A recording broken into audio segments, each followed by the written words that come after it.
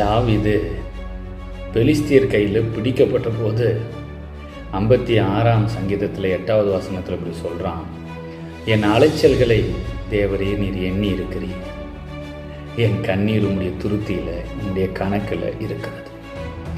எத்தனை சத்துருக்கள்! பிசாசு ஒரு பக்கம் போராடுறான், மனுஷன் இன்னொரு பக்கம் பொறாமையினால் போராடுறான்.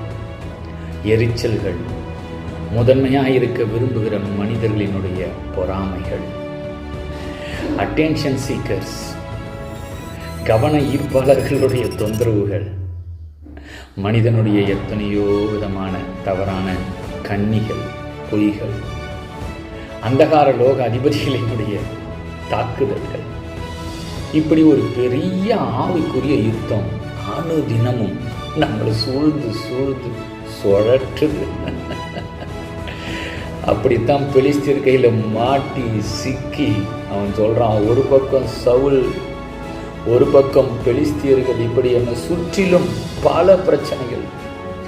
ஆனாலும் என் அலைச்சல்களை கர்த்தர் அறிவார், என் கண்ணீர் அவர் துருத்தியில் இருக்கிறது, நிச்சயமாகவே என் கண்ணீருக்கு பதில் உண்டு, கர்த்தர் என் பக்கத்தில் இருக்கிறார், மனுஷன் எனக்கு என்ன செய்வான் அப்படின்றான்.